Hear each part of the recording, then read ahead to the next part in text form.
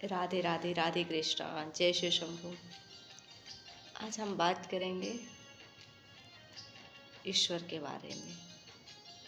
अक्सर मैं बोलती हूँ कि जैसी दृष्टि वैसी सृष्टि, हमारी दृष्टि में ही हमारे बाके बिहारी विराजमान है। बस देखने वाली वह नज़र चाहिए, वह दृष्टि चाहिए। आइए एक कथा के माध्यम से आप लोगों से साझा करते हैं। धैर्यपूर्वक सरल भाव से सुनिएगा, सुनिए, ज़्यादा महसूस करिएगा। शायद इस कथा के माध्यम से ही महसूस होने लगे, पर वह भाव होना चाहिए। राधे राधे। आइए एक कथा सुनते हैं। एक व्यक्ति था जो पूजा पाठ तो करता था, पर वो अक्सर ये संशय में रहता था और हमेशा सवाल करता था, अगर नज़रों में हो तो दिखाई क्यों नहीं देती। सभी लोग तो बोलते तुम नज़रों में रहते हो, फिर हमको दिखाई क्यों नहीं दे रहे हो। मन में विराजमान हो तो बातें क्यों नहीं करते। अगर हर पल मेरे साथ हो तो मेरे साथ चलते क्यों नहीं। ऐसे बहुत सारे इसको सवाल थे, क्योंकि वह ऑलरेडी काम के प्रेशर से, घर के प्रेशर से बहुत चिड़चिड़ रहता था। एक दिन क्या होता है कि सुबह सुबह उसके घर का डोरबेल बजता है। वो जाता है, द्वार खोलता है तो देखता है एक बहुत ही आकर्षण, बहुत ही सुंदर दिव्य दृष्टि हुई, मतलब दृष्टि को जो मन मोह ले, इतने मोह के व्यक्ति खड़ा था सामने। तो उसने पूछा, हाँ भाई बोलिए क्या काम है। तो बोले, क्या काम है, मैं ईश्वर। क्या मजाक कर रहे हो। क्या मजाक नहीं, तुम ही तो बोलते थे अगर नज़रों में हो तो सामने दिखो। तो लो आज सामने दिख गया। बोला, मेरे सुबह सुबह तुमको मैं ही मिला हूँ क्या मजाक करने के लिए, चलो जाओ अभी। बोले, सच में मैं बोल रहा हूँ, बस मैं तुमको ही दिखूँगा। तब तक वो कुछ बोल पाया था, तब उस पीछे से उसकी माँ आवाज़ दे दी, चाय बन गया है, आकर चाय पी लो। फिर थोड़ी थोड़ी उसकी बातों पे भरोसा होने लगा।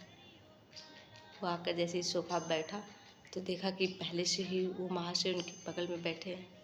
वो चाय पीता है, चाय पीते उनको फिर से मीठा तेज लगता था। अपनी माँ को तेज़ आवाज़ में डांटने को जैसी आवाज़ निकालता है, फिर एकाएक शांत हो जाता है कि अगर ये ईश्वर है, सच में ईश्वर है, तो माँ को डांटते हुए तुरंत नाराज़ हो जाएंगे और इनको अच्छा नहीं लगेगा, इसलिए आज नहीं कुछ बोलते हैं, चाय पी लेते हैं। फिर वो उठता है, अपने कमरे में जाता है। धीरे धीरे देखते कि वो भी उनके साथ साथ जाता है। अपने टॉवल उठाता है, नहाने के लिए जाता है, तो वो भी धीरे से धीरे कदमों से आगे बढ़ते। तो कहते, अरे महाशय बस करिए, आप यहीं रहिए, हम आते हैं स्नान ध्यान करके। स्नान करके आके निकलता है, तैयार होता है, दफ्तर के निकलते हैं तो देख कार जैसी खोलते देखते कि बगल वाले सीट में वो बैठे हुए हैं। वो बैठ जाते हैं। कुछ दूर चलते हैं, तब तक कॉल आता है। कॉल रिसीव करने जाता है तो सोचता है कि ईश्वर है, अगर नियमों का पालन नहीं करेंगे तो इनको अच्छा नहीं लगेगा। क्या करता है, गाड़ी साइड में करता है, बाहर निकल कॉल पे बात करता है। तो कुछ बात बिजनेस डील की होती है, तो उसको मन में आता है कि ठीक है, इसका अलग से चार्ज लगेगा, दे देना। लेकिन फिर वो लगता है ये तो पाप है और ईश्वर के सामने बैठे हैं और मैं ऐसी बात करूँ तो अच्छा नहीं है। उसके मुंह से अचानक निकल गया, ठीक है कोई बात नहीं, आप आ जाइए, आपका काम हो जाएगा। जब आप अपने दफ्तर पहुंचता है तो जहाँ उसको हजार गालियों से उसका शुरुआत होता था, दफ्तर में पहुंचते ही वहाँ जाता है तो सभी गलतियों को, सभी के नादानियों को, कुछ कुछ प्रॉब्लम को इस शोके में ही उस दिन पूरा समाप्त होता है। किसी को कुछ नहीं बोलता है, मन को बड़ा सुकून मिलता है।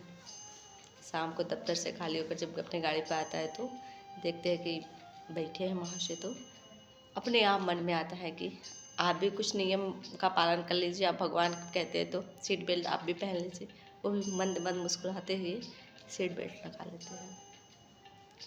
घर आते हैं, घर आने के बाद जब कपड़े फ्रेश होता है और बैठ जाता है भोजन में, तो भगवान बगल में बैठते हैं। तो भाव में आता है मन में कि थाली लग चुकी है, तो कहते हैं कि आप भी पहले भोजन कर लीजिए। जब भगवान भोजन कर लेते हैं तो हम भी भोजन कर लेते। तो माँ बड़ी आश्चर्य से मुझे देखते हुए बोलती है कि क्या बात है, आज सूरज पश्चिम की तरफ से निकला है क्या, कि रोज़ खाना में नुक्स निकालने वाला, रोज़ शोर मचाने वाला अशांतिपूर्वक खा रहा है। तो मेरे मुख से अचानक निकल गया कि रोज़ तो मैं सामान्यतः भोजन करता हूँ, आज तो मैं प्रसाद पा रहा हूँ। इसलिए इसमें कमी क्या है।